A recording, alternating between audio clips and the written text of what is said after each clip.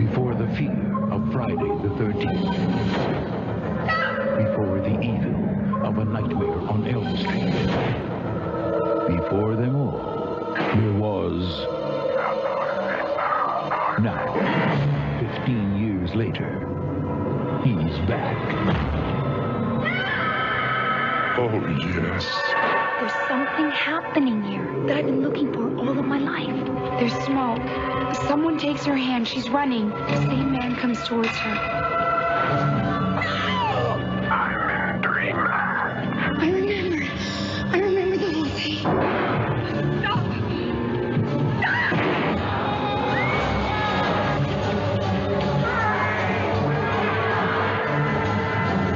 Are you ready?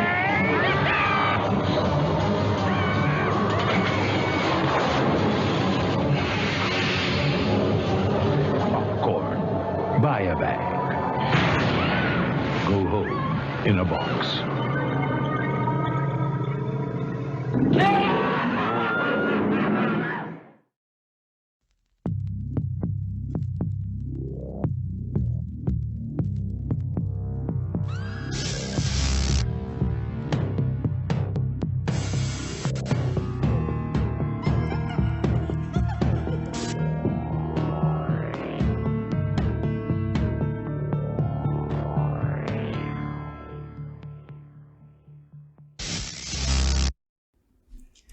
Hey everybody, this is Brandon Ford and welcome to another edition of the Blind Rage Podcast.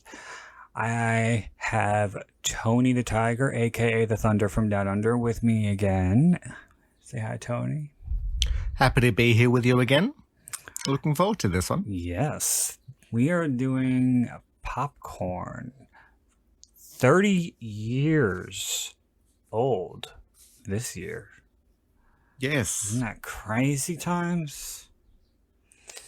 And And I'll be 40 soon. Goodness gracious me. anyway, so yeah, this is Popcorn, and it's one of my favorites, and it, I think it is, I don't know if it's on Tubi. Maybe, I don't think it is. No. Or maybe it is. No, I don't think so. Is it? No. It's a rare one. Well, I don't know. I have the Blu-ray. I don't know, but that might not be in print anymore. Okay, but before we get into the movie, we are going to get some plugs out of the way. I would like to encourage you to please go to Amazon.com or the Amazon app on your phone to check out my books in both paperback and Kindle editions by just typing in Brandon Ford in the search box.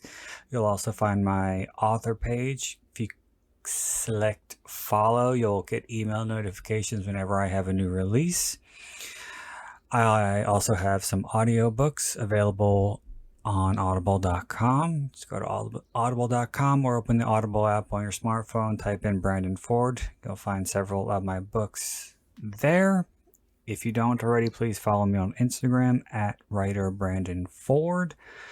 You can also find me on both Twitter and Letterboxd at Brandon Ford, as well as Tony on Letterboxd at Tony_the_bear. If you have any questions, comments, concerns, critiques, suggestions, recommendations, please feel free to email me directly at blindragepod81. Last but not least, please don't forget to rate, review, and subscribe. So before we get into the movie, Tony, you haven't been watching anything noteworthy? No. Well, the last thing, and it's always a movie I love. Have you ever seen the movie Big Business with Bette Midler and Lily Tomlin? Yes. I always remember that was the very first movie I watched on a plane, which I think speaks volumes of Bette Midler's movies. Yeah.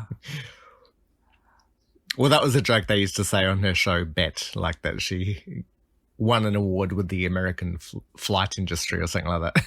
Because like all of her movies are just on planes. But I just remember the dumb hillbilly. Yeah. in Big Business. Wanting to which one? well, he was going to the beefy one, and he didn't know that the gay couple, he didn't know they were gay. Oh yeah, the one from Tremors. Fred Ward. I reckon was his name. I think, and he was also in Road Trip. Yeah, I haven't seen that movie in a long time. It was kind of stupid. Oh. We can all have a wrong opinion. Or as I like to say, opinions are like assholes, and yours can get fucked. Oh. But what have you been watching? Well, I got to recover from that. Well, you need some aloe vera. I revisited a movie that I discovered last year that I actually did a commentary for last December, called Trash Fire, and it is by Richard Bates Jr. and it's very well done. And I generally don't care for Adrian Grenier, but I think he does quite well in it. And as I came to find by the time the credits, I've seen it maybe a half dozen times, but as I came to find by the time the end credits rolled, it's always emotionally draining. Yeah. But it's still a very, very good movie. What's it about? When you said the title, I thought it was going to be like a John Waters style movie. Well, funnily enough, draining. John Waters is a fan of Richard Bates Jr. and has been in 2 of his movies. But it is about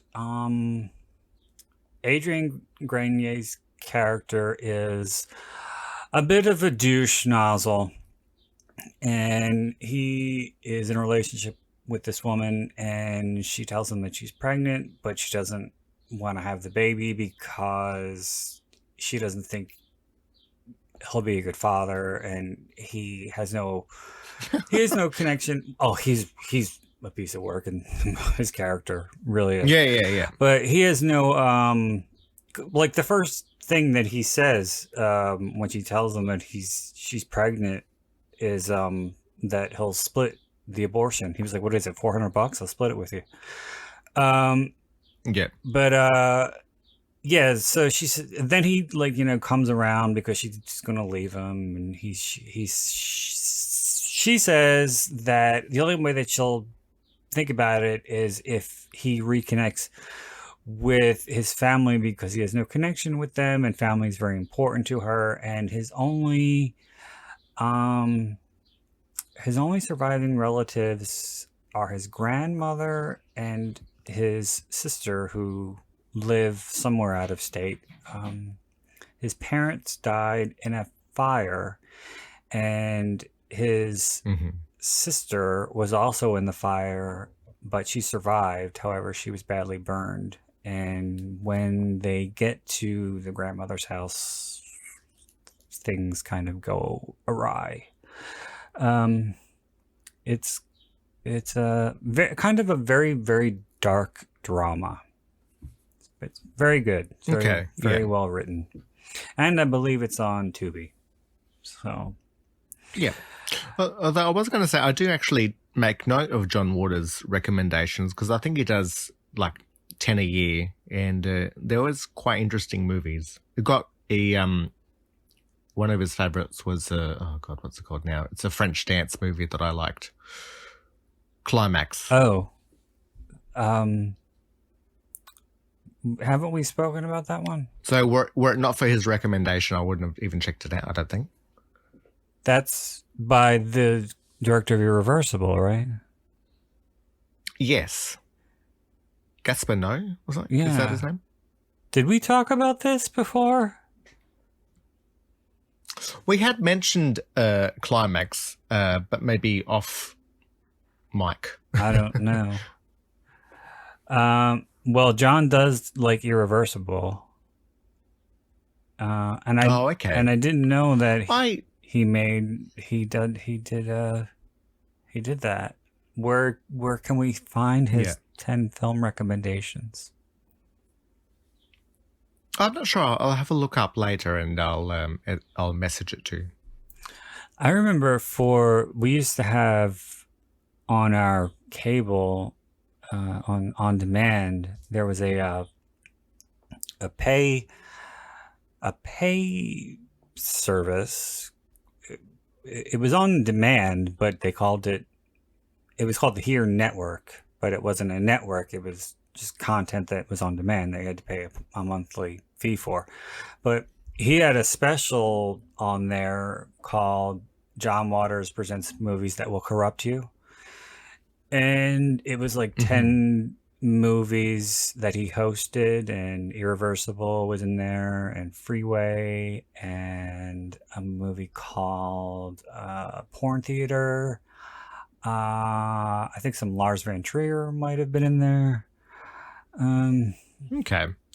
So, yeah, he's got a very, very eclectic taste in cinema, and one would have to with the kinds of movies that he makes or has made. So, yeah. Well, I think that your taste in cinema is best if you're a director like he is. How I see it is your tastes are like your paint colors, and what you do is paint using those colors that you've attributed through your life, you know. So all of your life experience then makes your own art. Mm-hmm. I was hoping that was going to be a little longer because I was trying to take a drink of water. Oh no, I apologize. I've been sipping on some raspberry liqueur, and it's really kicking your ass, loosening up my teeth. Yeah. It's from the Edinburgh Gin Distillery. Oh my. All right. Yeah, I remember John was also a big advocate for the movie Short Bus when that came out. Oh, okay. I quite like that movie, and I think you don't. It was awful. Awful. And I've liked all the directors' movies, actually. Even the one with was awful. Oh, and I liked the one he did with Nicole Kidman. Which one was that? I thought she was something about the rabbit hole. It's very much a drama. I knew him primarily as an actor, John Cameron Mitchell. He was on an episode of Freddy's Nightmares that I did. Oh, okay. Commentary for It's a Miserable Life, and he was also in a movie called Book of Love. It's one of my favorite coming of age movies. And that's pretty raunchy, and the novel is even raunchier.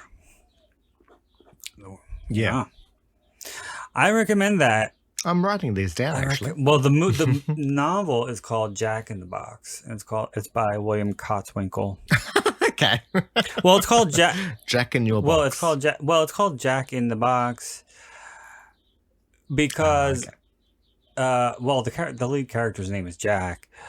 And I think it's a bit of a double entendre for obvious reasons. Yeah. But also because he has when he hits puberty, it takes place in the 50s, and he gets a bit of a fascination with the the little porn comic books that were popular at that time. And he kind of, before that, he kind of saw himself as like a character out of a generic superhero comic book. So yeah, Yeah. So it goes from when he's a little boy to when he's a teenager, and when he hits puberty, things really get naughty.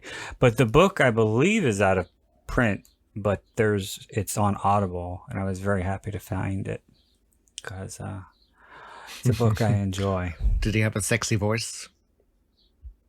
No. The reader? No. Oh. Nope. You know, just off topic here, I saw a picture of Leslie Jordan from 1980, and he was very cute. Really? I was very surprised. Like, it was one of those, guess who this is? And it was, and then you get told later, and it's like, oh my God. Well, you know what happened to him? He used to be a meth head. I don't know. Yeah. Oh, really? He went to jail and everything. Yeah. Yeah, and they say meth ages you quite a bit. And it also gives you a case of shovel face. Ah, I thought you were going to say a 48-hour boner. Oh, it does that too. But I wouldn't want... It's just short term. To see... I wouldn't want to have Beverly Leslie humping my leg. Okay. So I think we should get into the movie here before things really go off the rails. Yes, absolutely. Okay, so if you want to watch popcorn, feel free to do so. We are going to get started in 3, 2, 1, play. I freaked out for a second because I thought it didn't play. It does have a long yes. Okay. When was the first time you saw the movie? When it first came out on video. Well, no, when it first came out on cable. Mm-hmm. And I remember this too because it came on the movie channel, and my best friend at the time, Jason, had come over to spend the night, and it was coming on, and I knew I wanted to see it. So that was an activity that we did when he came over. We watched popcorn. And then you popped cherry. Mm-hmm. Sorry. And here's well, that was, I think it was Jill. Yeah. What we're switching. I could see the flame, so we're in the dream. The woman in the dream who plays Gloria Gates was married to Bob Marley for a time. Really? Yeah. And I think that little girl who's supposed to be Jill's character, when she finds out who she really is, I think that was really her daughter. That woman's daughter. Yep. And it's funny, this whole thing with Jill Sholin, our final girl, our leading lady. She, as I'm sure everybody knows, she replaced Amy O'Neill from Honey, I Shrunk the Kids. She fired. But she was originally supposed to play the lead.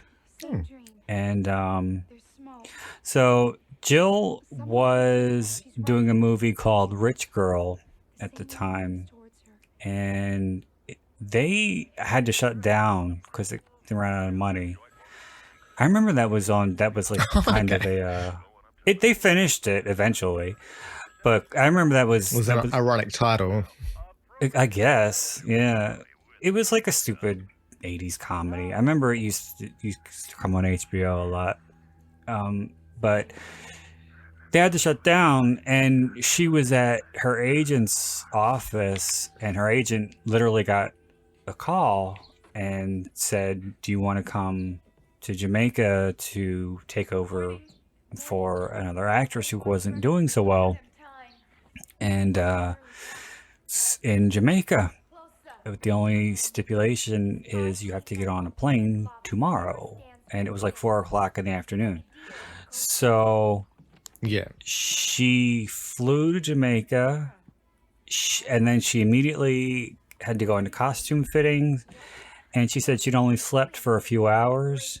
And that scene, that opening scene with her in the bed, was the first thing that she shot when she got there, and she was literally sleeping because she was so tired. Yes. And that she said she remembered the director grabbing her big toe to wake her up. and that part with Dee Wallace in the kitchen, that was the second thing that they shot. Here comes Derek Rydell, who is super duper dreamy. Very hot. Yeah. Quite a beautiful man. This is like, I think this is supposed to be like UCLA, but all this is Jamaica. But it's like, yeah, and now that you've told me that it is Jamaica, I keep sort of feeling how un-Californian it is. Watch when he walks away. It's very nice. Look at that. Look at that. I'll have some of that, please. Yes. I'd love to see that in a jockstrap. Oh, yeah. Okay. Now, also, the director was replaced. Yes, I saw that. And this was... Okay, so what happened was Mark Harrier, or Harrier... I think it's supposed to be pronounced Harrier. Looks French to me. But he says Harrier. He's from Porky's. Oh, yeah. But, yeah, so when they asked him to take over as director, because this was Bob Clark. Bob Clark knew him from Porky's. And he had... done some short films, so Bob was confident that he could do the movie. So the first thing that they showed Mark was the movies within the movies. Movies within the movie that they play at the theater, and he thought they were great. And he was like, well, I don't understand. Why are they letting this director go? This all looks wonderful. And then he saw this scene, this is the reshoot. But originally, it was, according to him, it was not good. Everybody was stiff, and nobody had really any character, and they were basically the complete opposite of what you see now. And he said, "Oh, okay." So, so that was the first thing that, or this was the first thing that he saw. But I'm going to get back to Amy O'Neill. For a second, the actress who's playing Joni, the blonde. The first thing, before they started filming, they all went to Jamaica for I think 2 weeks, and because they were supposed to be all friends. So they wanted them to get to know each other, and they played theater games, and they all became very close very quickly. And so I'm trying to find her name right now. But the girl who played Joni, Yvette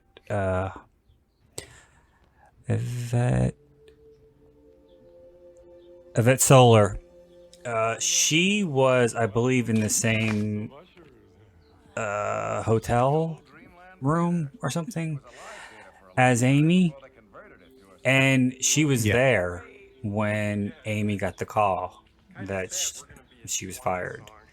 And it was why are you laughing? This is a serious matter.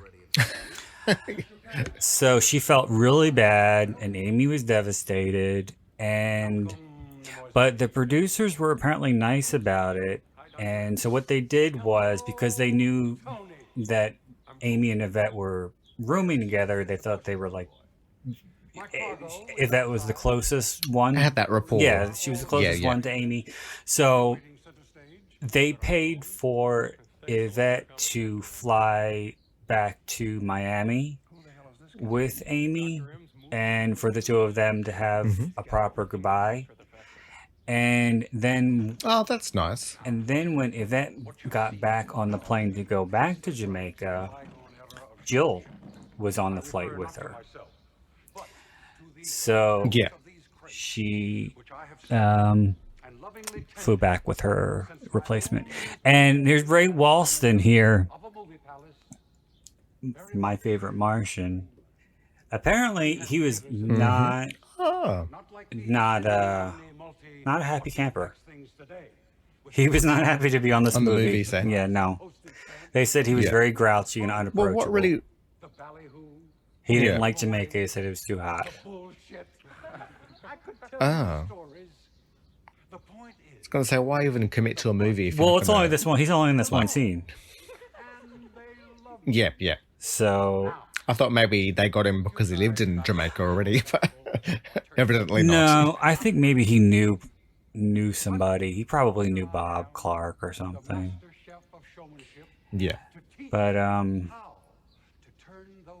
yeah, and we were saying He's not related to Dick Clark, is he? Just by the way. That's going to No, play on my Bob mind the Clark- whole time. If not unless Okay. not unless Dick Clark is Canadian. I don't think so.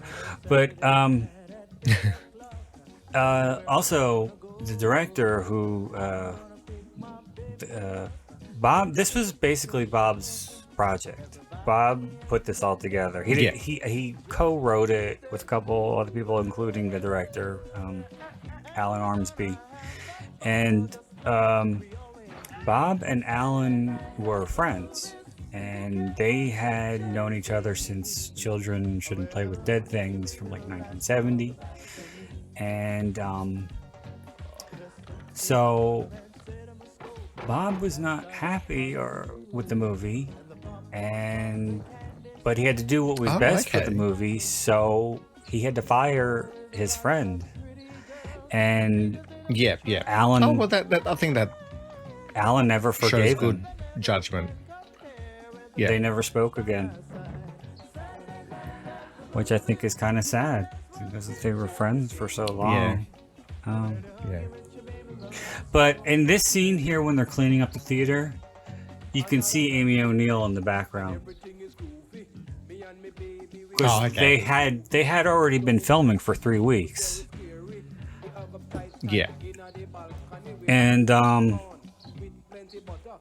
I think that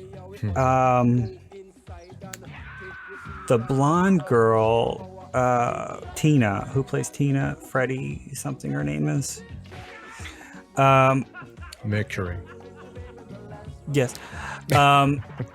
Later, when they have the actual film festival, when she gets into her costume, she has a black wig on that's very similar to Jill's hair. Yeah.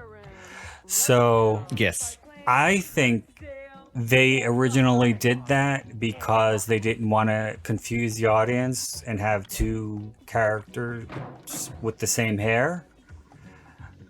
But Yeah. they kept the wig even when Jill signed on, and it's pretty much Jill's same hair. I don't know why they didn't say, okay, well, we have a brunette now, so you could ditch the wig. They couldn't afford to get a new wig. No. So yeah, there's that. So as you can see, the movie was off to a very troubled start.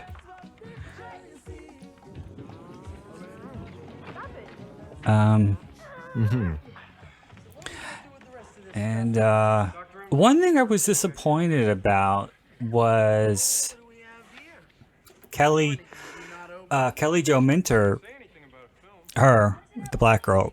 She wasn't on the commentary, and she wasn't in the behind the scenes on the Blu-ray. I was hoping that she would have.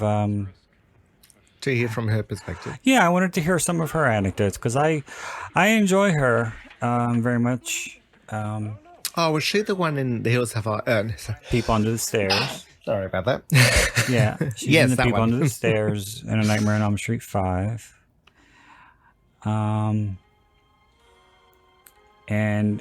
That was me sneezing. I apologize. I think I spoke about her to you before, and I said that if she had kept on, yeah. she could have been the first black scream queen.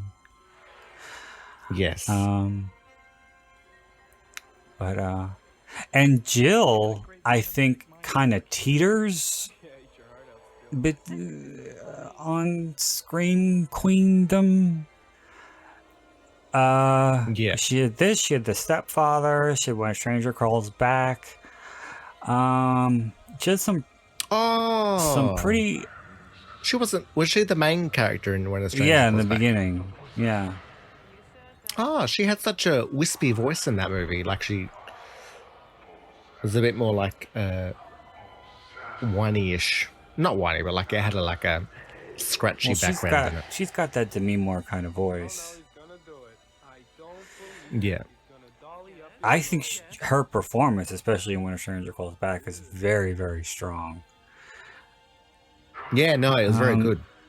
So yeah, I always liked her, and I always wished that she had done more horror movies. But it was not long after When a Stranger Calls Back that she stopped acting. She had a family, or to have a family. Yeah.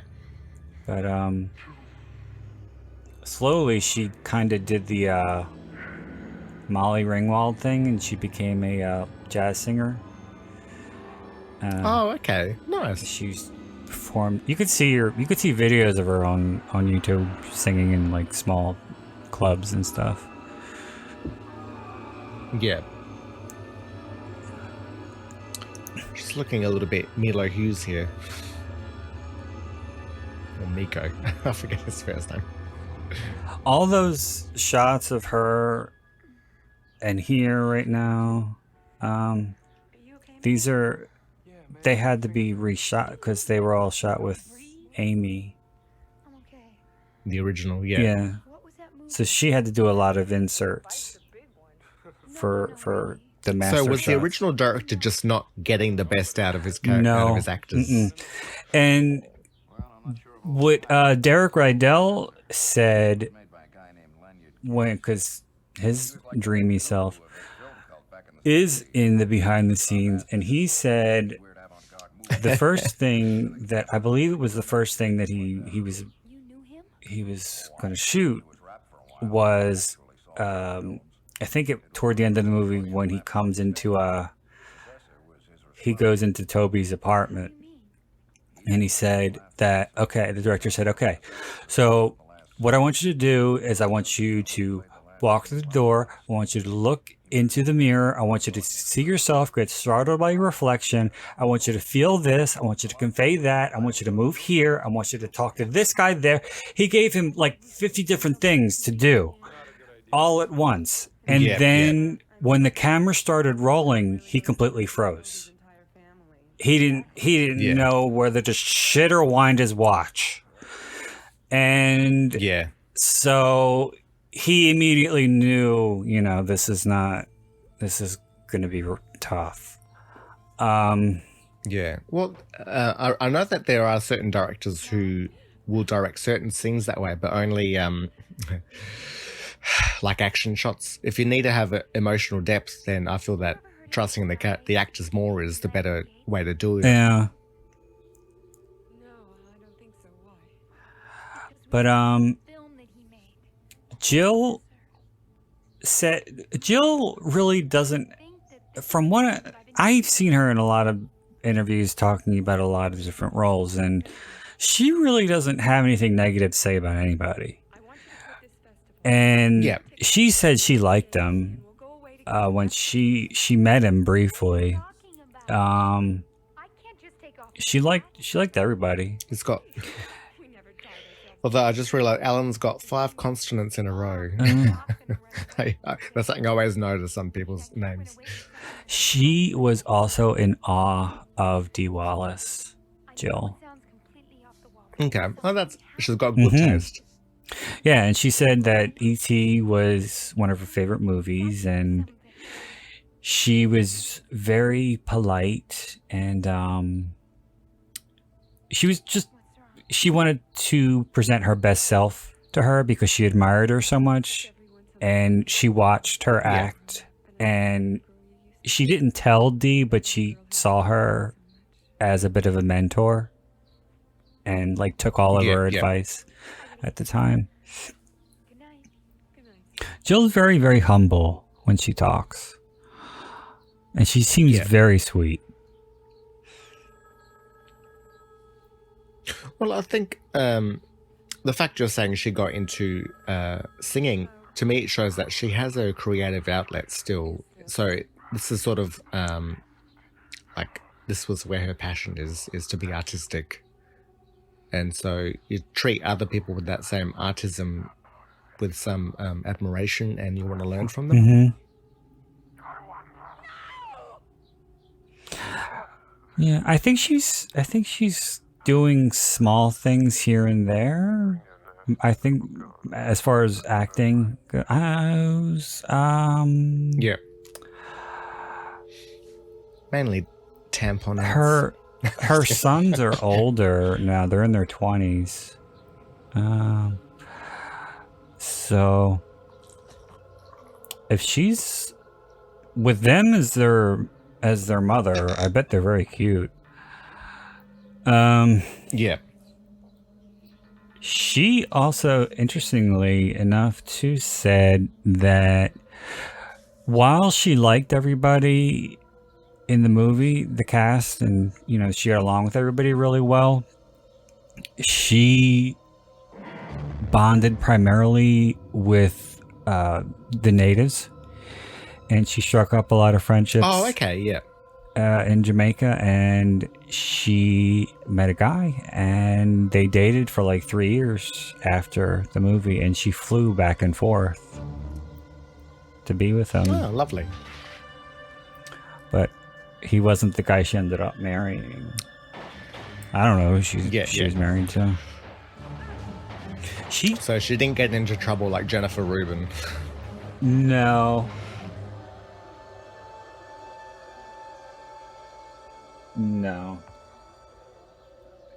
For hanging out with the locals as opposed to the film crew.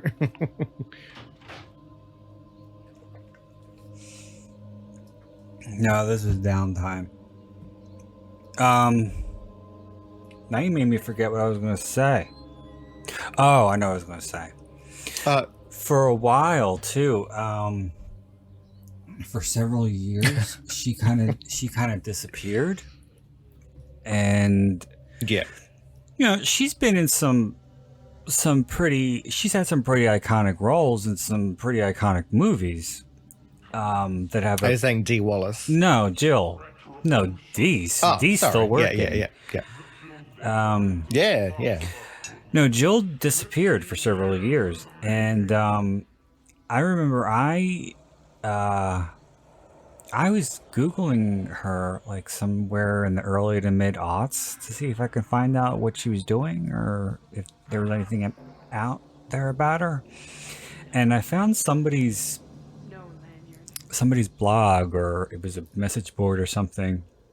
And this guy wrote this post, and he said it was sometime in the mid 90s, I think, that he went to a dinner party at a friend of his, and this girl walked in, and she was very, very pregnant, had a very big belly, and I think her hair was cut a little shorter, and he said to her, "You look really familiar to me."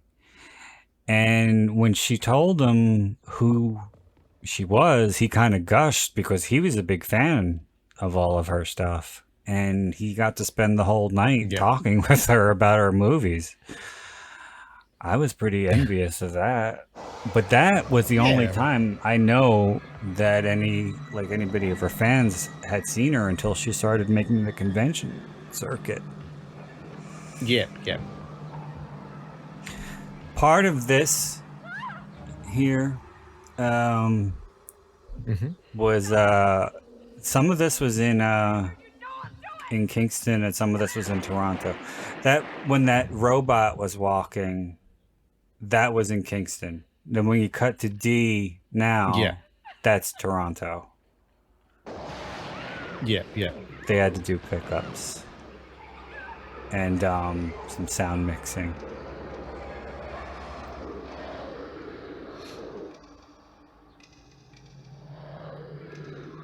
Feel free to chime in. No, I apologize. I'm listening to you talk. But when you do that, you make me feel like I talk too fucking much.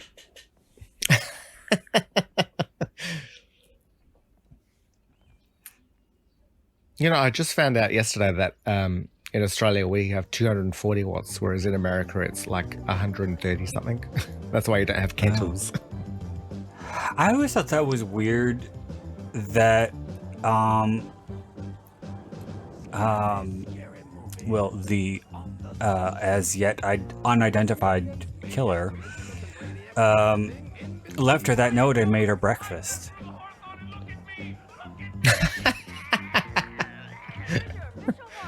It's very courteous.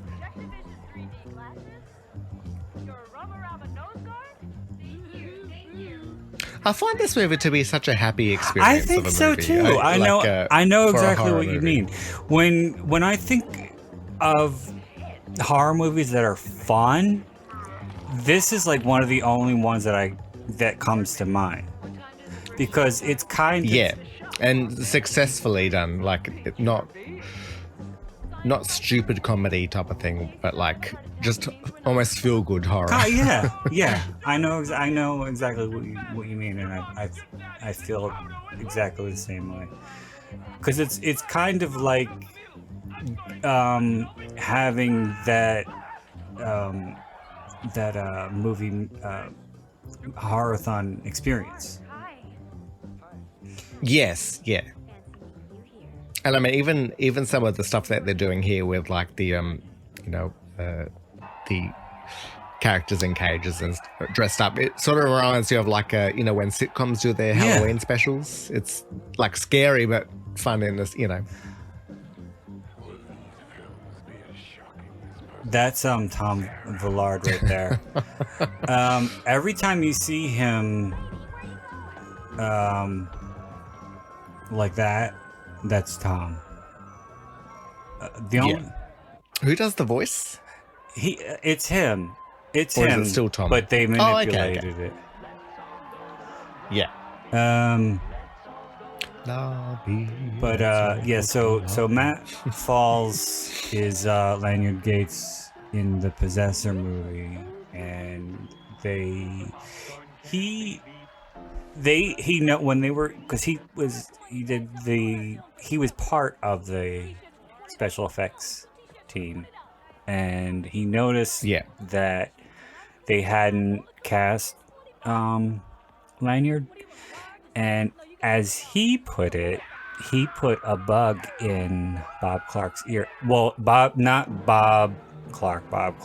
There was I believe it was the Bob Clark. There was another Bob Clark who worked on the special effects. So there was two Bob Clarks on this movie. Yeah.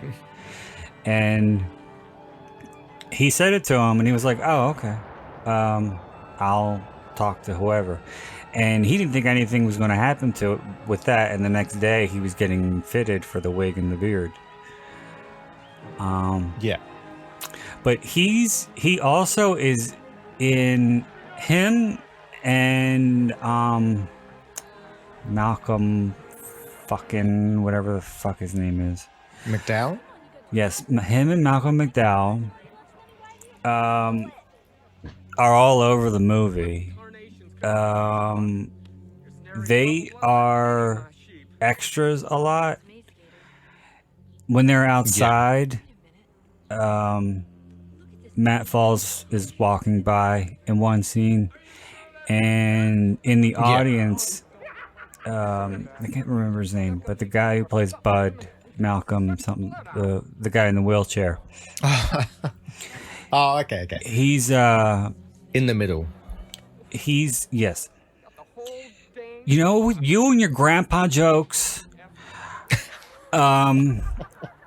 He and Matt were in in the audience but they both, I think Matt could show his face because he had the wig and the beard, but Malcolm couldn't. Yeah. But they played different people in the audience a lot with masks on. And it's Malcolm Danare. Yes. And that guy, the guy who was outside, who had the fake head that threw up, that was Alan Ormsby's son. Oh, okay. Yeah. So he got to stay on in the movie. He did.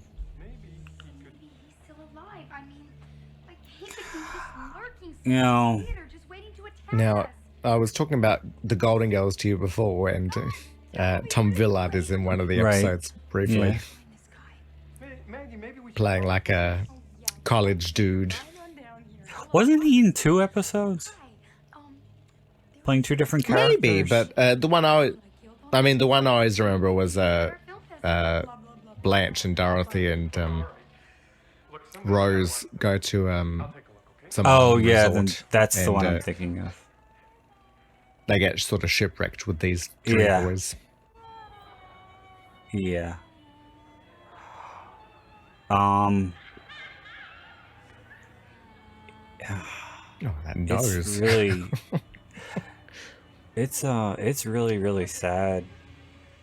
Because he didn't have HIV. He had full-blown AIDS when they were making this. Oh, okay. And although I thought, go ahead. Is AIDS not? I thought AIDS was what you officially died from, like the complications. I didn't realize that it was something that you lived with. You can, yeah. If you're taking the cocktail. Oh no, I realize HIV definitely is now become undetectable and untransferable. It can be untransmittable. It's not. You know. It's not foolproof. It's Yeah. It's not something that you want to chance. Is what I'm trying to say.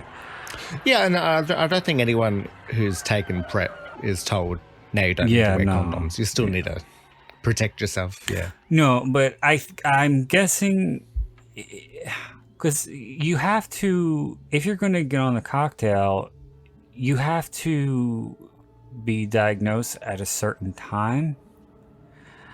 Otherwise, you could die from it. So it's possible that by the way, all the shout outs in the audience, the guy who just said, and you're ugly too, all of those are Bob Clark. Sorry, they were what? They're all Bob Clark. Oh, okay. There's a part when the woman says, "Kiss me, Dick," and you hear him shout, "Kiss your what?" No, Tom Villard. Yeah, so I guess he was taking some kind of combination of something, but he was still very, very sick. And I don't. Yeah. Back in those days, it was still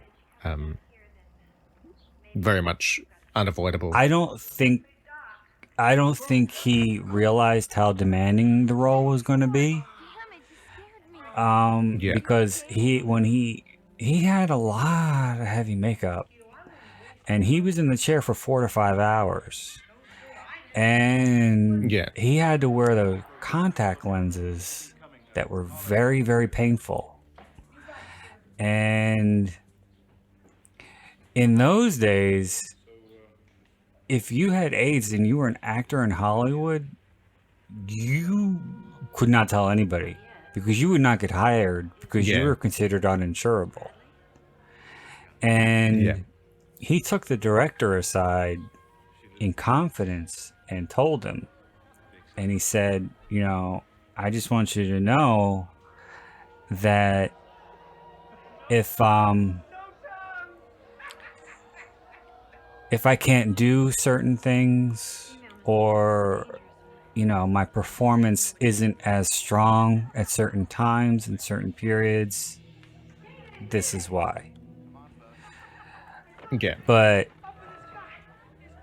according to the director, he pushed himself and he didn't complain, and he worked through the whole thing. And when you watch the movie, you can't tell at all how sick he is.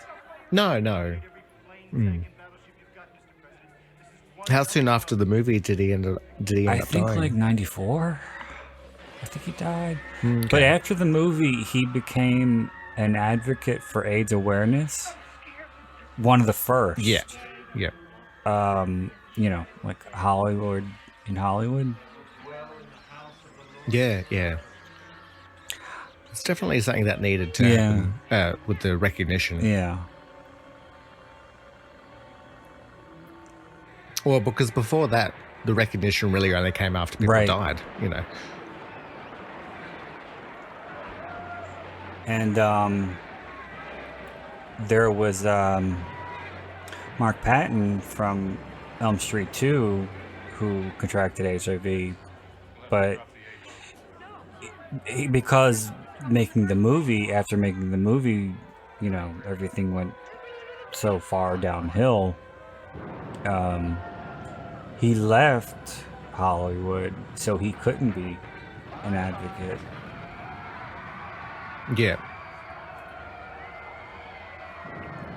He is now. Yeah. Well, that's really unfortunate what happened with Mark. Mm-hmm. Have you seen the documentary? The Scream Queen documentary? I haven't. No, not the Scream Queen documentary. He did talk about it in Never Sleep Again, didn't he? But and I reckon Robert was saying that part 2 was really appreciated in Europe a lot more than in America because the Europeans didn't mind the overt subtext of I didn't know homosexuality. No, I don't think he talked. He did talk about it to a degree, but there was, you know, there was some shit with the writer of the film who said that he didn't put in any of the gay subtext, that it was all Mark. And because Mark screamed like a girl, he denied all, you know, everything that, you know, critics said was wrong about the movie, because the movie got a lot of flack because of the homosexual overtones Element. Yeah. And, you know, he threw Mark under the bus and said it was all him, and basically blamed him for ruining the movie.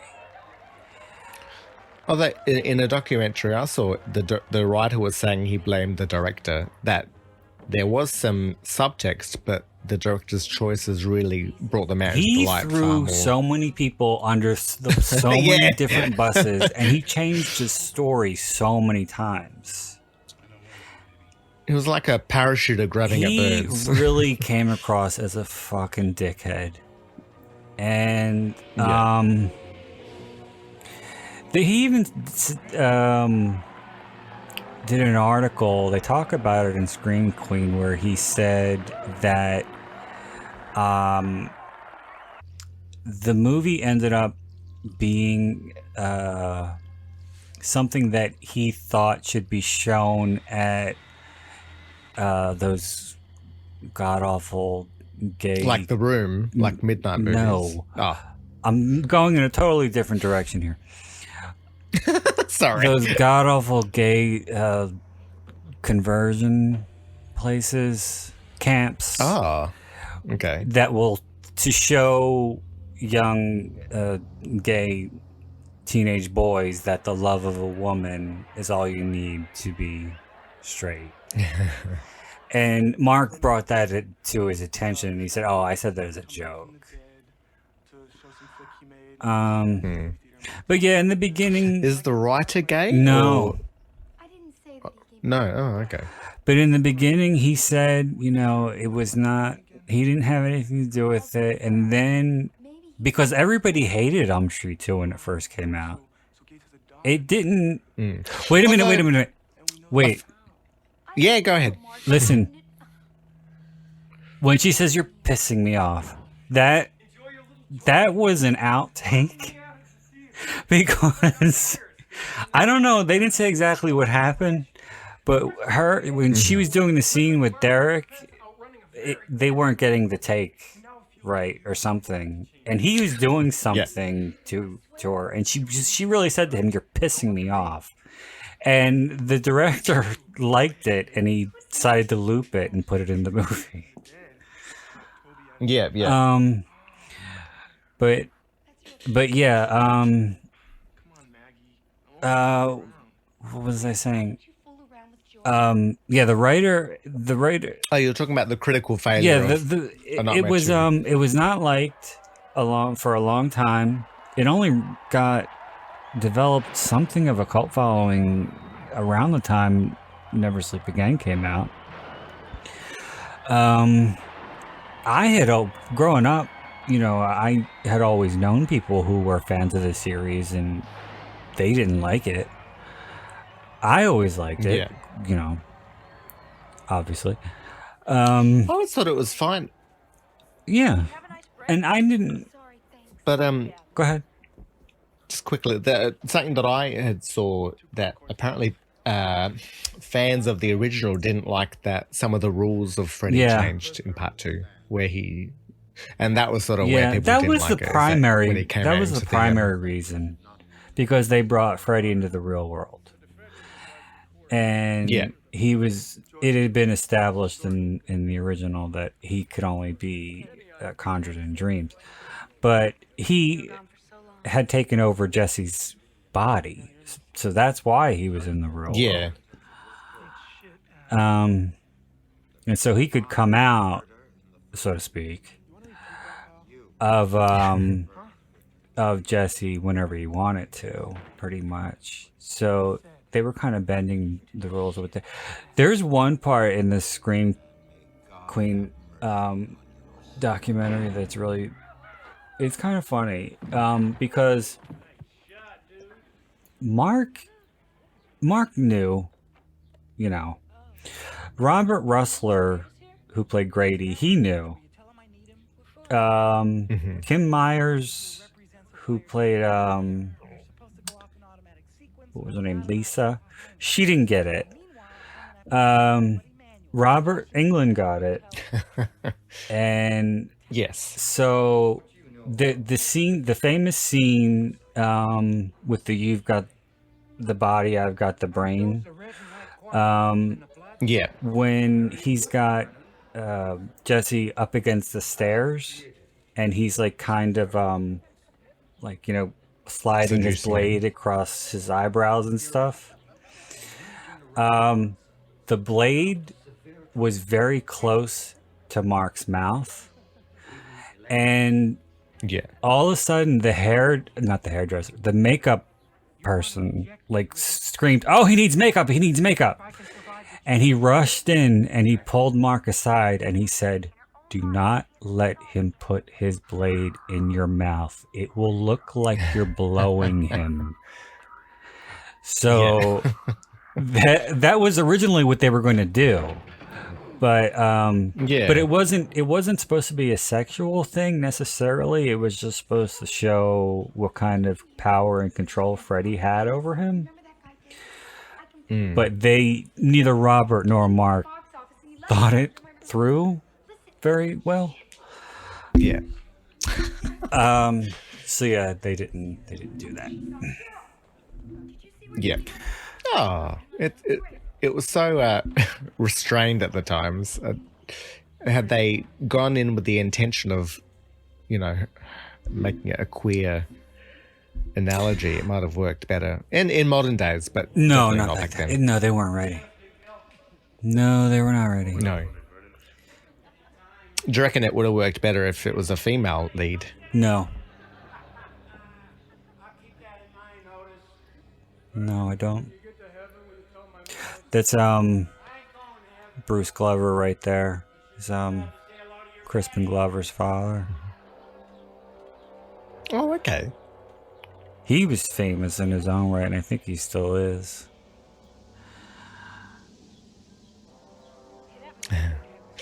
The one thing that I quite liked about this movie compared to a lot of other typical slashers is I feel that none of the victims are stupid. Because they don't realize, it's not like in Jason movies where you realize that people are getting killed off, but you're still doing stuff. It's not regardless. a traditional slasher movie at all. It doesn't follow any slasher movie tropes at all. It really doesn't. And especially too, it has 4 of the main characters live. Yeah. Like none of the victims have any reason to think that anything's wrong. Well, or no one really has any reason to think anything's wrong. Maggie does, but nobody. Nobody except really. They think she's paranoid. Yeah. But even still, she doesn't know that people are being killed. She just thinks that Lanyard might be in the theater waiting to strike, waiting in the wings, you know. But also, she has selfish intentions too, because she thinks this would all work well for the script she's writing. So she's trying to get all the details about what's going on. You, sir, have just received the Ted Bundy Award. This was a tribute to the Tingler. Yes.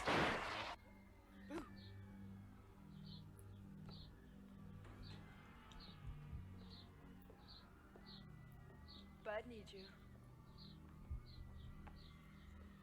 And by the way, so do I. Your lip, it's peeling. How about a quickie? Right here, which is that little screen between us and public exposure. Everybody always wonders how I get those straight A's. Malcolm, what was his name? Daenerys or something?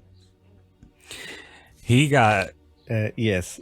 He got the part because Alan Arnsby really liked.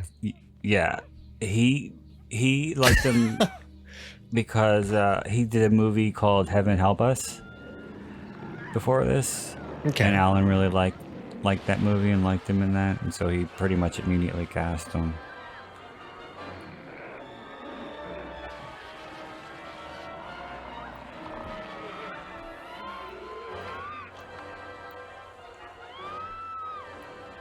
See the contacts he's wearing?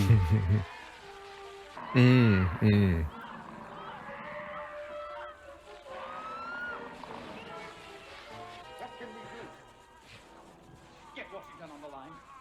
Pronto.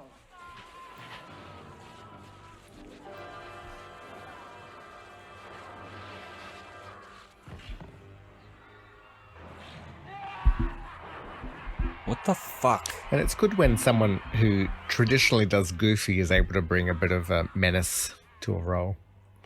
I don't see him. It seems like the microphone is moving on its own. I can still hear you. Well, I'm talking about the microphone I'm recording this with. I love this part. Look at Derek's face. Yes. The whole time. Right. What are you doing up here? Securing the mosquito. He just has this what the fuck look on his face the whole time. Like, what is wrong with you? Where'd he go? Well, maybe I could still catch him. Tina should start eating things. And he just throws her. Oh. How's the movie? Too scary for me. I need some popcorn to calm me down. Thank God it's not fattening.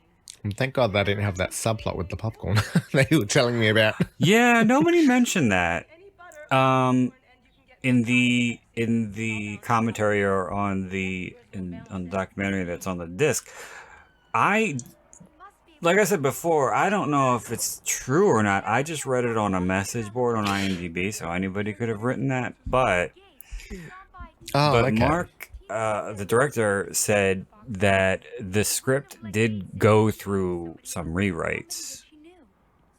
when he came on board. So it's possible. No disguise looks that real that close up. Because there is that supernatural It is written element. in the trivia. What? Yeah. Oh, that there was the element of popcorn in the story, but it was removed. But the producers and the distributors like the title anyway. It doesn't go into what the actual subplot was, but just that it was an element. Let's just cut to the lot like Katie did, remember? Yeah. So, and plus, you know, because you have that whole scene in the when Dee Wallace goes to the theater, and the letters start flying off the screen and shit. So Yeah. it's very out of place. Hey, Tina, have you found Davis yet? This scene here, I don't think Malcolm knew how sick Tom was, or that he was sick at all. And he said that, because that's really Tom right there. That's not Tina. Yes, yeah. He said, "All right, when we do this, I really want you to manhandle me. Don't hold back. You know, just jostle me around Yep. and then when he slaps him, he said, I really want you to slap me." Tom didn't want to do it. And Malcolm said, "No, it'll look better if it's real. Just, I want you to just do whatever you want to do." Yep. And you can see it when he slaps him in the face like 5 times. And I like the part with the recorder. That's Tom's voice, too. Yeah.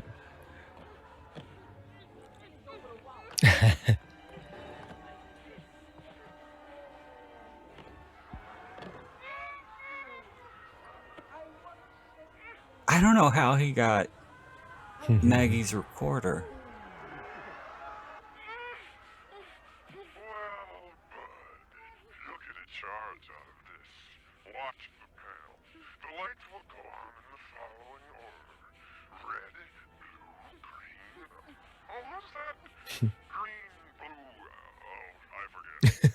But the important light is that yellow. When it turns on, bud, so do you. Oh, it looked like it hurt.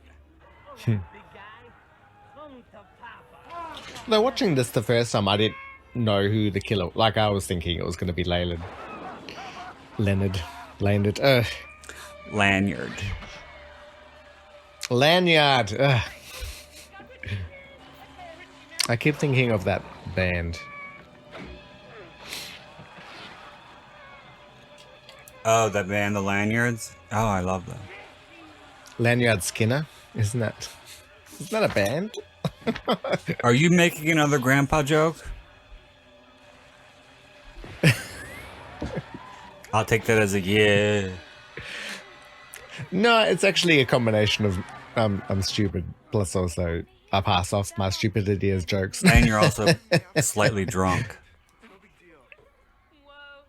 Maybe 2 sheets, not 3. All right, we'll have another drink then. No.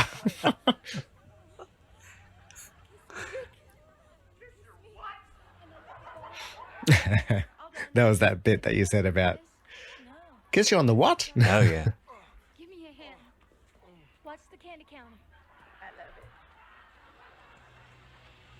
Hello, Vernon. I'm high voltage, Did you ever watch the Dan Goodman movie Matinee? John Goodman? Yeah, I reckon it was John Goodman. Did you- Yeah. It's not a horror, it's more of a kids movie, but like it involves these I think I old did school. when it first came out. What do we have here? Great, they're eating it up in there. I know. I cannot believe this dance actually worked. And now that we are alone, I'm sure.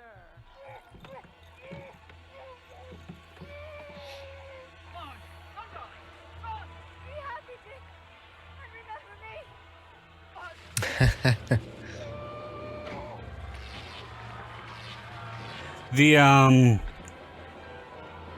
The actor who plays Leon, who's with Joni, the one with the Yeah. cone. The nurse's outfit. Yeah, no, yeah, but the guy, this was his first and only movie. Oh, okay. I don't know what happened with him. Well, sometimes you got to experience it to go, this isn't for me. This was her first movie too, and she was lucky enough to get an agent right after she finished school, and she got sent out. Oh, okay. On auditions for pretty much everything. Yeah. I like this part, the way they play off each other. This is weird. Was all this supposed to happen? No, I don't think so. Okay, we've got to turn the lights back on. What? I don't know. From lights, that's Toby's department. This is a blackout. There are 1,000 people inside there, Leon. They'll riot. The band. Good idea. Let's go. It's not a very bright torch. I don't know. Don't let go. You might fall down this. You were saying you were in like a school of art in high school? Yeah. Are you Of okay? performing arts? Did they ever actually look into the business side of like agents and stuff like that? Go talk to Bud. Okay. I know, just because I feel that would be a vital part of expanding past the education. Well, my high school, I love how they have no electricity, but the band's still able to play. And they got microphones. I was gonna say, my high school really wasn't the best performing arts school in the city. Yeah. Like I was telling you before, you know, we couldn't even do an entire show because not everybody was able to collaborate together. Too many chefs, was it? Yeah. If I went to, there's another school that I tried out, that I applied to, but they didn't take me, called Creative and Perform, the High School of the Creative and Performing Arts. Yeah. I would assume they might have something like that. Oh, yes. Think. An altar. A sword. Mommy dearest.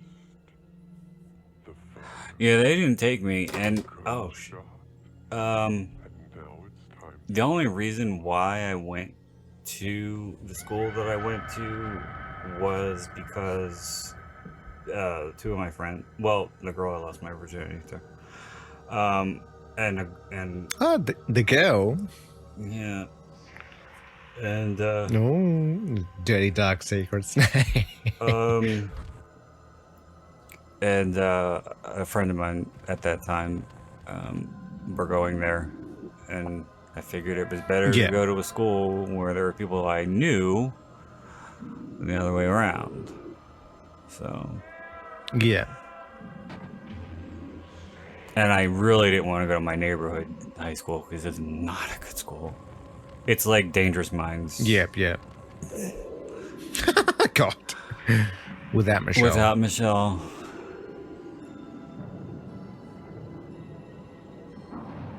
These sequences kind of remind me of MTV, just by the way. The dream sequences. Okay.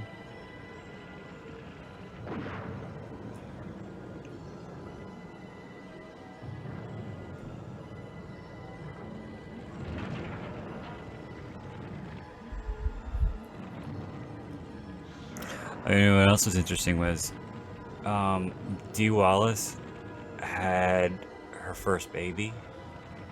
She was 40.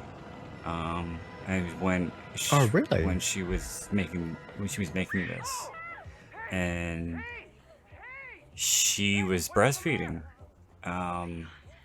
but she couldn't. I don't know why she didn't pump, but she, just in case she wasn't around when the baby was hungry, she had them Yep. she had them fly over like all these cases of formula. And what could you do? Oh, yeah. I thought. So she didn't pump. She did not, no. And from what I understand, if you decide that you don't want to breastfeed, you're supposed to pump and dump. Because if you don't, it like it sprays all over the place. Because you're still producing. It's milk. still coming. Yeah. It's just and it has to come out. Yeah.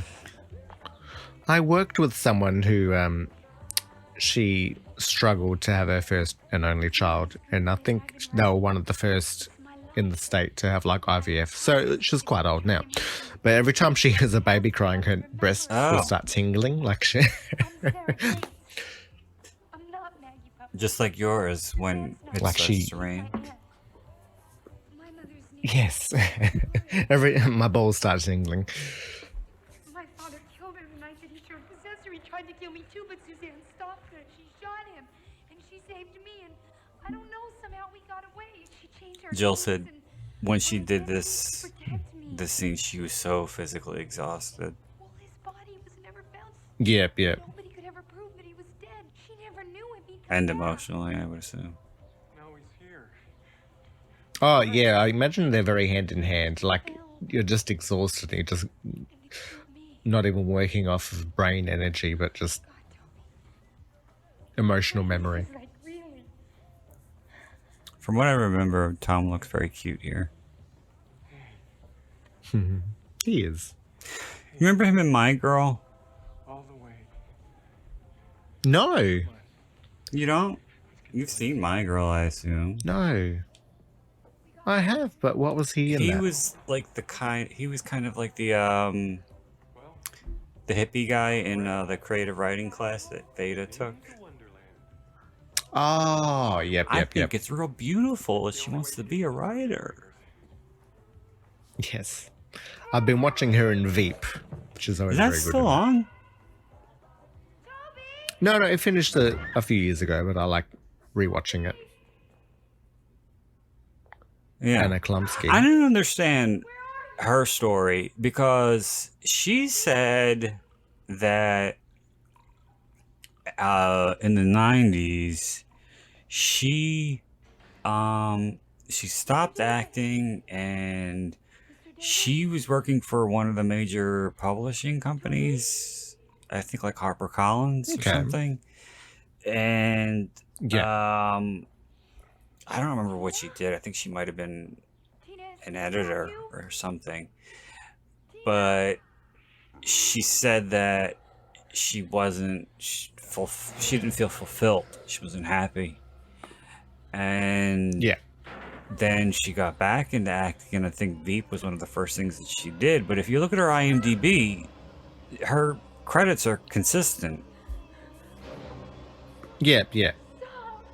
I don't know what. Well, I think she did something with the creator of Veep before Veep. But still, there's no gap. There's no lull. Lull in yeah. But I don't know what her roles were in the movies. Like she might have just been a few speaking lines or something. Well, I don't know, because the way she talked about it, it was like she was done. Yeah. And for somebody who was a child actor, she turned out pretty good. Yeah. Pretty normal. Yes. And she was a lead actress. Like she wasn't just she kept a movie together. Yeah, I thought she was really good in My Girl too. And she was in Mummy Market or something. I think it's called something else in America. With Sissy Spacek. Oh, Trading Moms. I reckon. Or Trading Moms or something. Yes. I just remember that movie Gold Diggers with I think it was Gold Diggers. Or Gold Rush, something like that, with Christina Ricci. Workmanship. And she had that really, really bad pixie haircut, or it might have been a wig. Perfect Toby for the world. Oh, I don't remember it. In truth, I've perfected the quick transition from face to face. Of course, I have to borrow their faces to do it. I said this scene took days because Yeah. they had to really have all the actors do get in the makeup. Do the shot, yeah. You can really see when he does Tina because the clothes are all big and the makeup is kind of weird. I can look like anybody I want to. It's one of the few advantages of not having. And I think that was kind of weird that her face was already had lipstick and makeup on. Yes. Maybe she's born with it. If you're Toby, why are you... Although this head contraction, it reminds me of something from God, what's that fucking called? Saw. Same answer, actually. See, You know, He does have a sad backstory. I just by the know, way, and like- I was just about to say that a lot of the time in these kinds of movies, I hate this moment when the killer reveals their motive to who is intended to be the final victim, and they give their whole backstory, and it's generally, but him, your slutbag mother. yeah, that bullshit. But him, it's like, okay, I understand. Especially, Yeah, I understand your trauma. Especially when he says nobody was a child like I was, and you know what it was like. Look at that, this part here. I love this part. And he said I had the glue. He says I had the glue on my face every day of my life so the other kids wouldn't scream when they saw me coming. That's fucked. So you kind of understand why he's so. Well, that was my childhood. Yeah, I know. Me too. So he's like he's a tragic villain. Yeah. So he's bad. He's the bad guy, but you do feel sorry for him. Yeah.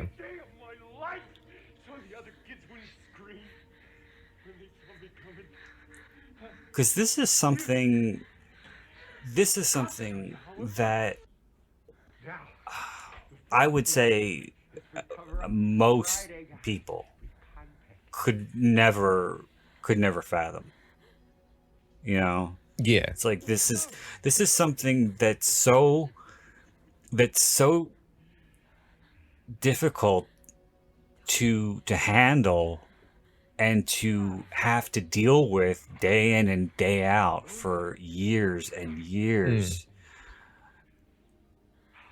Well, it's almost like this is a weird way of looking at it, but his story is probably something that you'd see on like 60 Minutes, where they're now like were traumatized as a child, but now they're doing good in the environment. You know, they're going out and doing good, but his is the flip side where he's been traumatized and now he's going out and killing people. Yeah, I mean, it's I kind of saw something kind of like that the other day, where a guy was born with no arms and no legs, but he was a big fan of football, and he ended up being a football coach.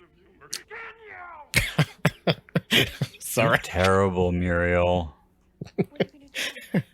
I was thinking the same sentence, but without the word coach. I've thought it out. Again, you're terrible, Muriel. Only this time, it's going exactly as planned. And maybe that way things will be different. Maybe then my mother won't die. And I actually feel bad for the actor being his unwell and sort of like having to put on that makeup to see how, like, I would be feeling like, is this going to be my future? Oh my god, This that's type of skin awful. look and stuff like that. No, like, I feel generally bad about it. Like, How did your not mind saying it even go there? cornily. Jesus. Oh no, it did. Jeez. Well, I mean, Mark, if you keep this up, you'll hire your own private nurse before long. There you are, you son of a bitch. Well, especially back in those days where you're not sure she was. what's coming ahead. Okay. All right. Well, we're gonna step away from the dark for a minute and go Yes. light here because this is one of my favorite scenes. And the girl, Unlike her bangs. she was in Playboy apparently. That girl, Joy. Oh God. And as far as Maggie goes, I saw her leave here with that little film nerd. What's his name? Toby? Yeah, that's right, Toby. I love Kelly in this And they were scene. going at it. They were hot and heavy. And you wouldn't believe it. They're on their way to his house. You're full of shit.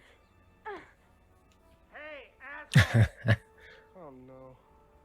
Uh-oh. Oh. You got a problem. I said, you got a problem? He No, hit me. do you? Kick his ass. Kick his ass. Wait a minute. This wasn't getting beat up. Oh, you gotta go through me. I don't hit chicks. Now back off. You don't hit chicks, you swear to God? I ain't never hit a chick in my life. Oh. All I wanted to know. I love her. Blonde bitch. That was her line. She improvised that. You blonde bitch, get your Yes. sorry ass out of here.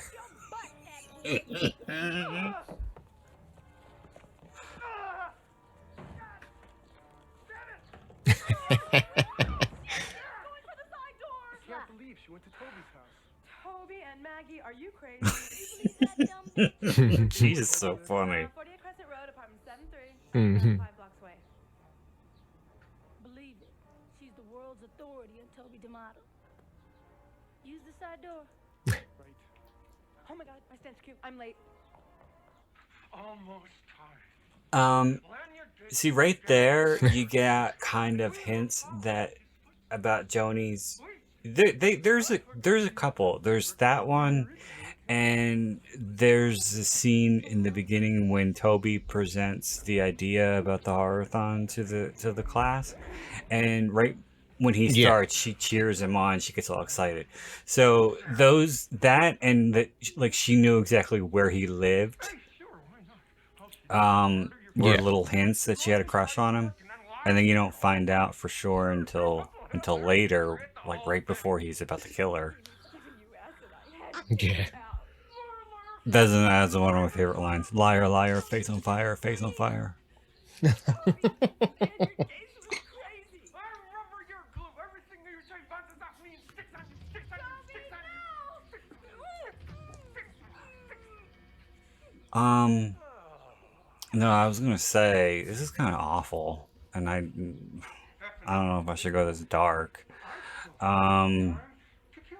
But when you were saying that, you were wondering if that's what he was thinking his future would be, you kind of really weren't that far off the mark, because when I was growing up, I had a neighbor who died of AIDS, and Yeah. toward the end, I'm honestly not trying to be funny, but she kind of looked like Zelda in Pet Sematary, like when you see all of her bones. Oh, okay, and yeah. stuff. Yeah. She basically was rotting. Yeah. And it was really, really hard to see. But she still, she would still sit outside during the summer and stuff. Yeah. But I don't remember exactly why, but these were like her last days. But my mother had to go into their house to talk to her husband about something. I don't remember why, but I think she wanted me to go with her because she felt uncomfortable.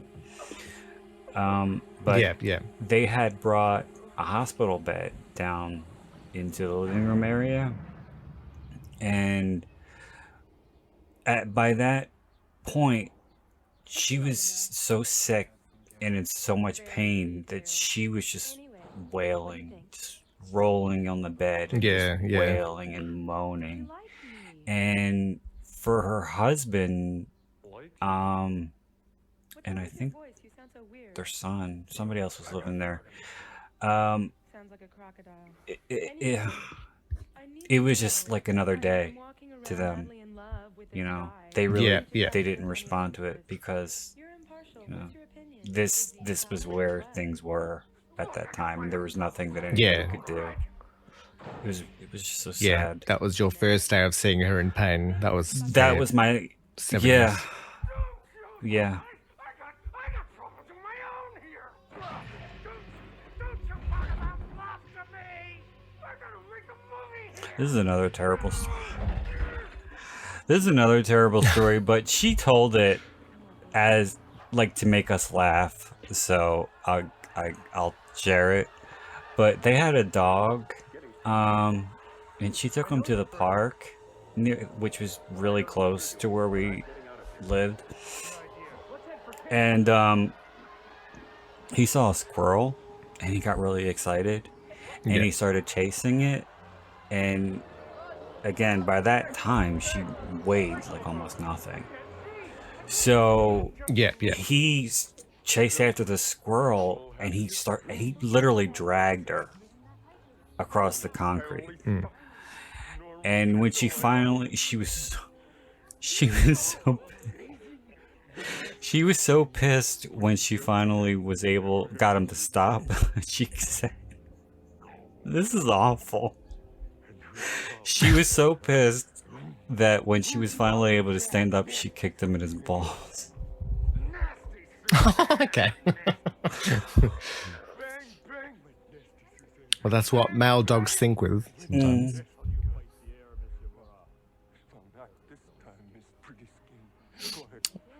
This is a terrible story, but my sister had a co-worker who was walking her little dog, and a big dog started running up to attack them, and she sort of like started swinging her dog as a protective Oh my god! And I was like, jeez. Oh. Well, that was their first thought, was to sort of like, not hammer throw, but like have that movement. It was, yes! Little dog. That's awful. Did I ever tell you that story about when I was younger? I think I might have told James this story, but when I was younger, I was like 9. My friend had this really, really vicious dog. I don't remember what kind of dog it was. It wasn't like a traditional like pit bull or Rottweiler. It wasn't like that. It was a smaller dog, but it was vicious. And yeah, they're smaller. The terriers. I don't remember. I just remember it was really, really furry. And it was so vicious that it couldn't be in the house when anybody was there, so they had to keep him in the yard. His name was Zeus. And she had to feed him, and she told me, go up to my room and shut the door and just don't come out. And she brought him in, and of course I had to look over the banister. He smelled me, and like that, he was up the steps, and I ran into the room and shut the door right when he was about to onto his ball. No, I shut the door on him, and it was like something out of fucking Cujo. He was like, he was gonna kill me, literally, and I feel bad. You're making me think of there's something about Mary when the dog was on speed. No, it was worse. This thing was vicious, and I feel bad. And again, he was gonna kill me, but I kicked him in his face, and he backed off. Oh my god!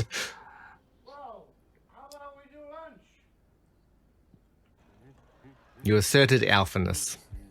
Jesus Christ. I was scared. I was really fucking scared. I was crying.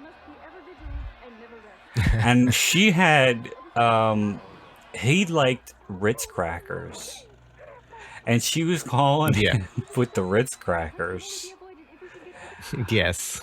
But he was not hearing it.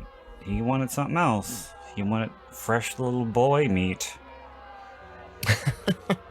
Yeah, that's right. He wanted fresh little Italian boy meat. It was like Rolf Harris.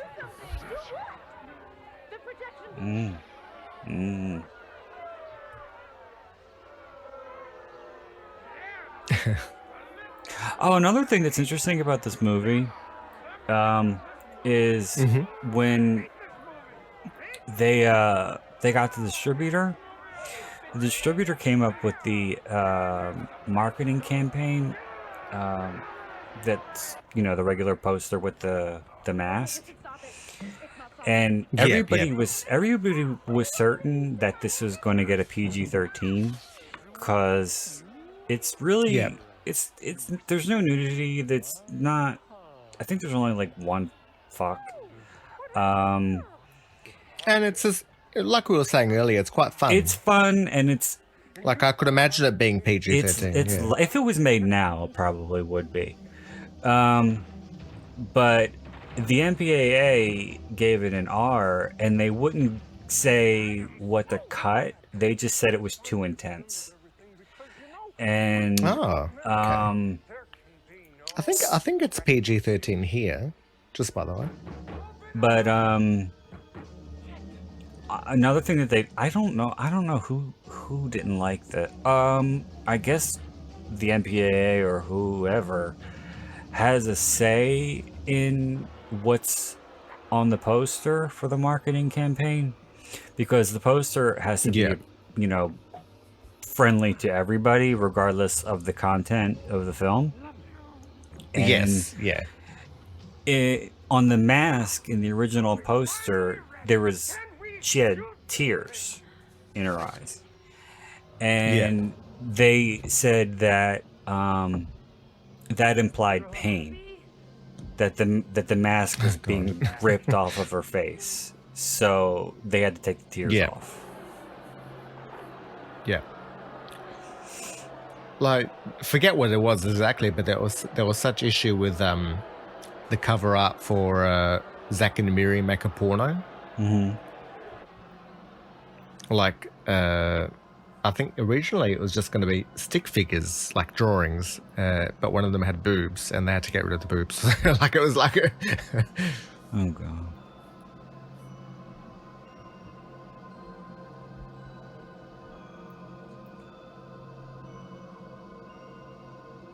That knife does not look like it will kill anyone, but it's creepy.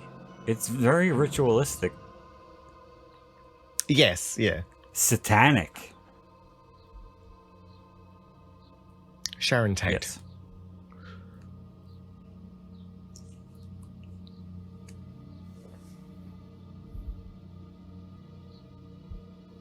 I do remember Matt with all that hair, the wig, during the footage from Possessor, him not looking his most attractive. Well, that was the picture on IMDb. Oh, was his picture from there.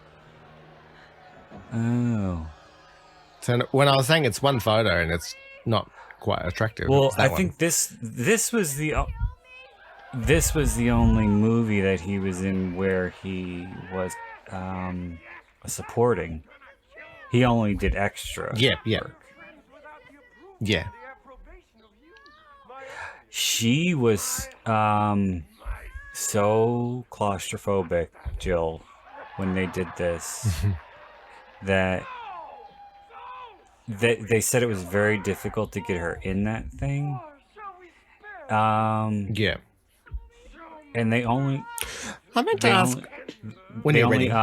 They only closed it for the shot for when he closes her in there, but after when you just see her from the front, they made it so she could get out of it easily because she was Yeah. like severely claustrophobic. Yeah. What were you gonna? I was going to ask, was there any inspiration from Phantom of the Opera? I don't think so, but interestingly enough, she was. I had that feeling the first time I watched it. Yeah. She was in a version of Phantom of the Opera with Robert Englund. And even more interestingly enough, dreamy Derek Rydell right there was in a very bad movie called Phantom of the Mall, Eric's Revenge. Ah. Was that a sequel? No, it was before. That was before Popcorn, and yeah. Oh, no. So there was no, like, Phantom of the Mall Part 1? No. No, just because Eric's Revenge makes it sound like a sequel. No, sometimes it's called Phantom of the Mall, sometimes it's called Phantom of the Mall, Eric's Revenge. I like this part here when he keeps saying you're ruining it, because it's like he's a little boy. Well, yeah, I was thinking it reminds me of a film director. Well, the way but the way he's doing it, he seems very childlike. Yes, yeah. Like you've stepped all over my toys. Yeah.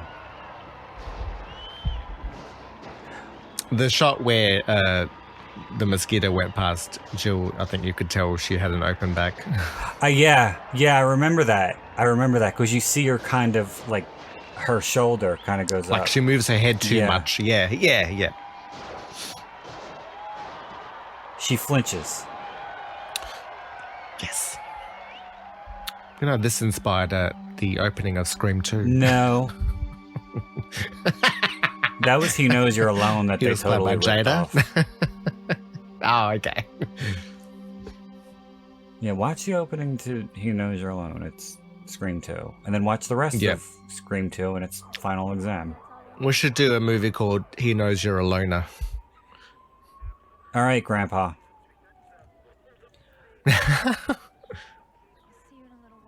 Dee's got such a lesbian haircut. It's not good. And she's such a beautiful woman. I was a pretty lame hero, I guess. No. This was not this moment here was not in the script. Another movie. Yeah. I don't. The commentary track was moderated by I don't remember her name, but she worked for some horror websites, and she read the script, and I think the director said it first, and she corroborated it. Because I think she'd read it recently, and they wouldn't say what was in it, but I think the dialogue was different, and they said it was too sleazy. Yeah.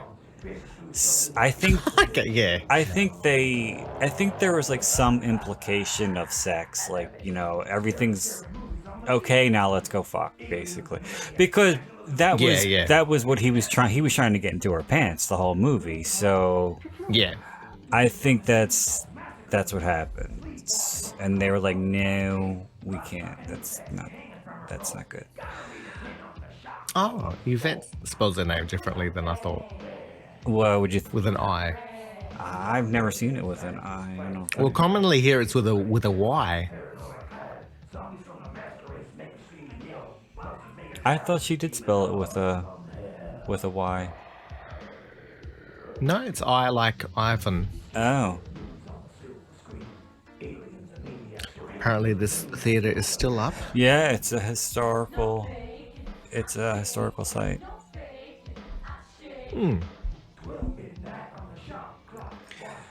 I like going to my local historical cinema. They've got an organ under the platform.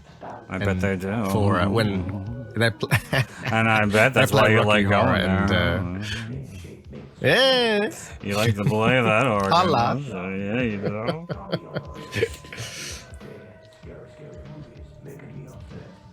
Pump those pedals. No, you're supposed to cup them, honey.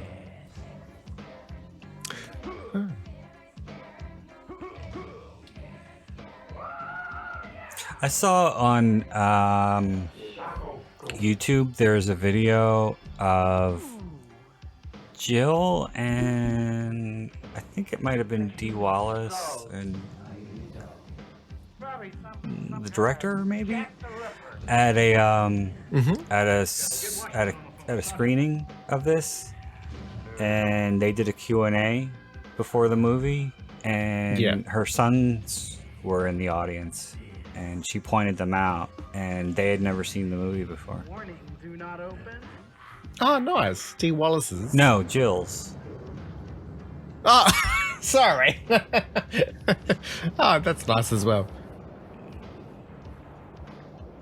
It's too bad. Had I known earlier, I could have tried to arrange a 30-year anniversary screening of this at the local cinema. Yeah, well, you're talking. I've only got like 2 months left to go. No, because it came out in February. But all the... So you're too late. Oh, it's still 1991 though. Although finding out that it's filmed in Jamaica really explains all of this reggae. Yeah. So I just thought someone was a big fan. Well, although I did like the band at the cinema. I thought they were very good.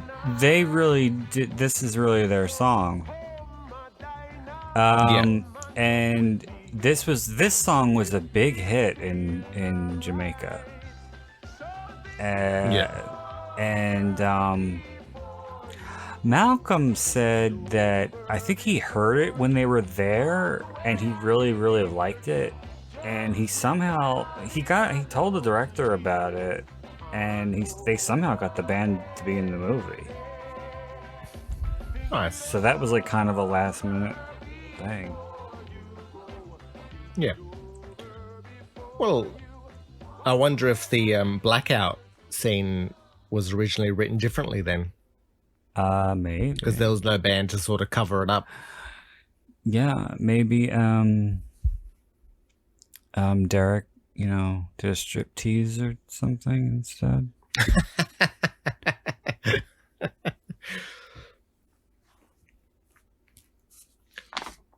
That was Popcorn. I've enjoyed that thoroughly. Yeah. I always enjoy Popcorn. That is a movie that never gets old to me. Yeah. Could watch it over and over again.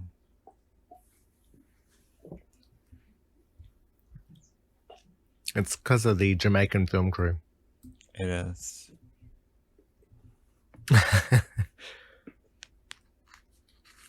It's become a classic with horror fans because of the William Castle references, I think. I don't know. Because it wasn't well received when it first came out. It was a bomb. Yeah. It only made like $4 million. Yeah. I was reading now that it's become sort of a cult classic. It has. It took a long time. Yeah. But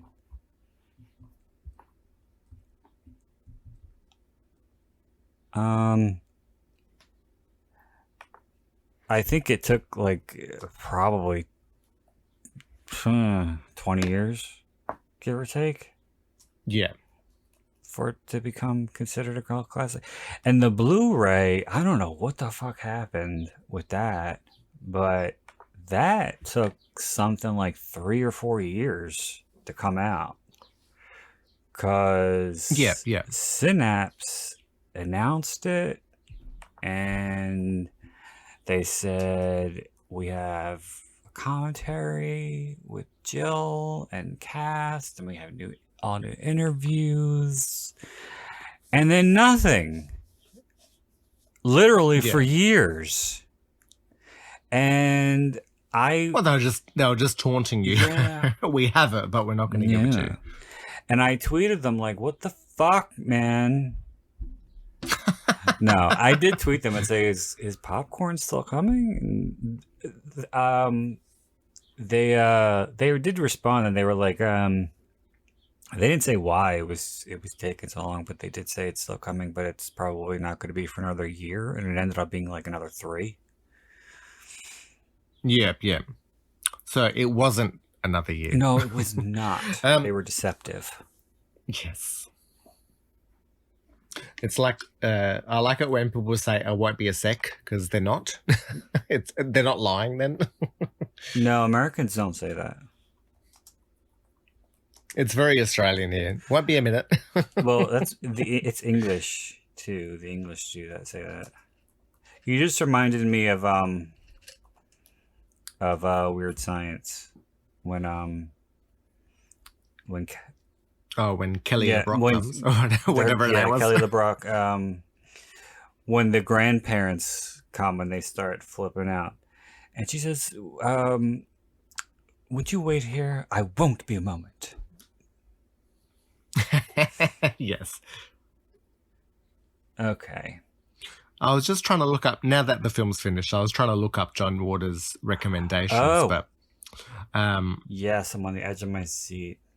All I could find was just some of his favorite films, because I'd seen it a couple of times. Like, he'll have a top 10 of a year, but I've not been able to locate it while we're talking. But like, it says he likes 8.5 and All That Heaven Allows. The Bad Seed. Oh, he loves The Bad Beefcake. Seed. Ooh.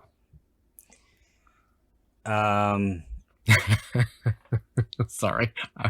He does, and he loves The Wizard of Oz, because he had an obsession with The Wicked Witch of the West when he's growing up. Oh, yep. Oh, he liked The Dreamers, and I did not like that movie. One. It's a French one with Michael Pitt. No. I reckon that's him. Oh, Faster. Oh, yes. He loves Russ Meyer.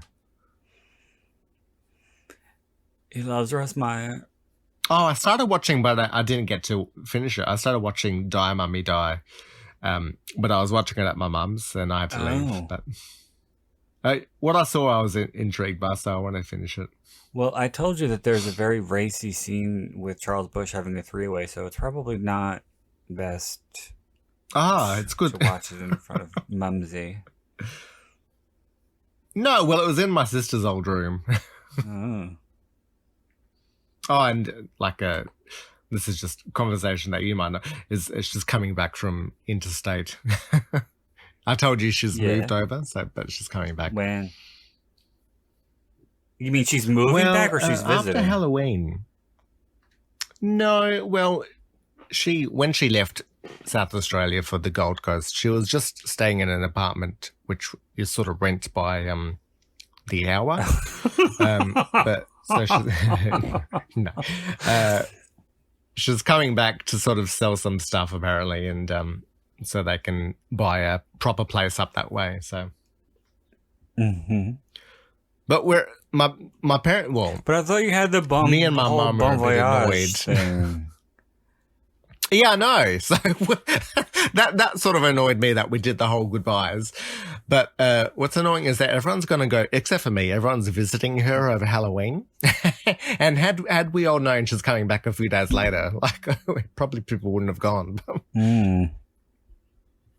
But my nephew's happy to go visit her because there's a theme park there where they're doing some big Halloween things. So he'll enjoy it.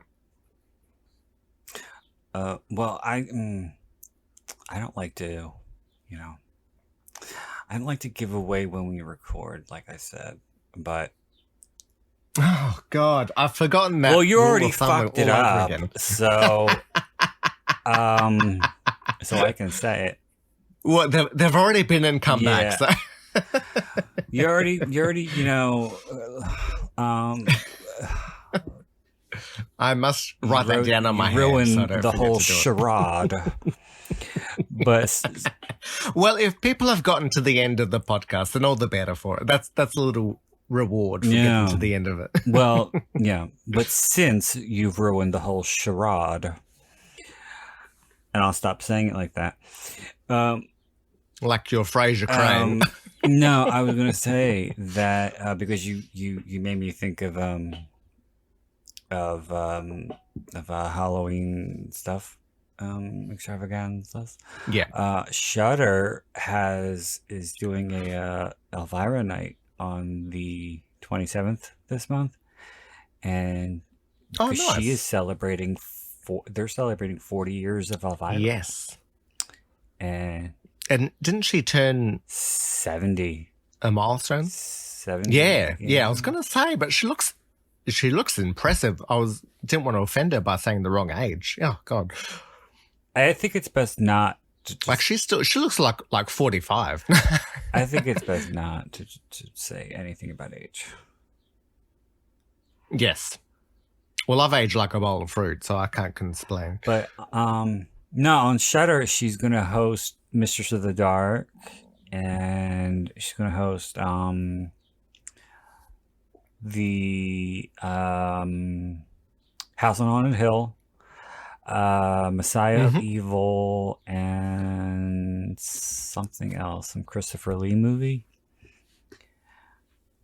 Okay. Oh, speaking of which, I didn't say when we were talking about movies, but I didn't see anything new, but I did read the novelization of Fright Night. It's on Audible, and it's by John Skip and fucking I can't remember the other guy's name, but they're a team and they've written a lot of books together, and I think they took some artistic liberties and they changed some things around. Yes, yeah. And they named the high school that they go to, they named it it was something like Christopher L. And the last name was like some Christopher. It wasn't like Lugosi, or it was like Christopher L. Cheney or something like that. In the movie, the street that Charlie lives on is Oak, and they changed it to King in the book, in the novelization. Okay. Yeah. And there's some other references. Some of them were really obvious, so it was kind of corny and cheesy. But there was a moment where the Peter Vincent character, when he was packing all his things, when he finds out that there really are vampires, in the movie, when he's going to skip town. And in the book, they made him. There's a scene where he's trying to fill one suitcase, but he can't decide what to take, and so he keeps bringing stuffing horror memorabilia in there. And it says that he's looking at a picture of himself with Roddy McDowall. Oh, okay. So, but yeah, so a few little changes. What I was going to say is, I don't know if this is the case, but I know, like in Australia, we have the street directory, which is, it shows you the maps of the streets. Every page will have a something fake on it, and that sort of copyrights the book. Yeah, they're called paper towns. And so I don't. Yeah. And so I don't know whether, like, to separate the book from the movie and to sort of not let someone copy the movie and then type of thing. Like, maybe they had to do a few little different changes here and there or something. I don't think so, because the novelization is a movie tie-in. So when you do that, you have the blessing of the company. Otherwise, you wouldn't be able to use the characters' names. Yeah. All right, well, just shot me down like that. No, I'm just showing you how wrong you truly no, are. I'm just being stupid. Yeah. But it's okay. You can be the beautiful, dumb one, and I'll... with the huge tits. That's your... Who am I? David Hasselhoff? How dare you? I don't want to be that leathery. All right. Well, it was another lovely experience. I look forward to hearing it up. Oh, yes. I've took notice of the fact that I sometimes add a K at the end of some words, like something. Yes. So I've been trying to avoid doing it. Well, you only took notice because I told you. Yeah, but then I heard it in the Bad Dreams commentary, I reckon. And I just sort of it wasn't slice my hurting toe anybody, off dear. out of penance. Now it is. Oh, for God's sake. Sometimes I just got to keep my big yapper clappered. Okay.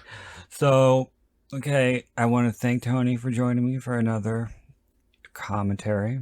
Thank you. And I want to thank everybody for listening. So, until next time, this is Brandon Ford wishing you all unpleasant dreams.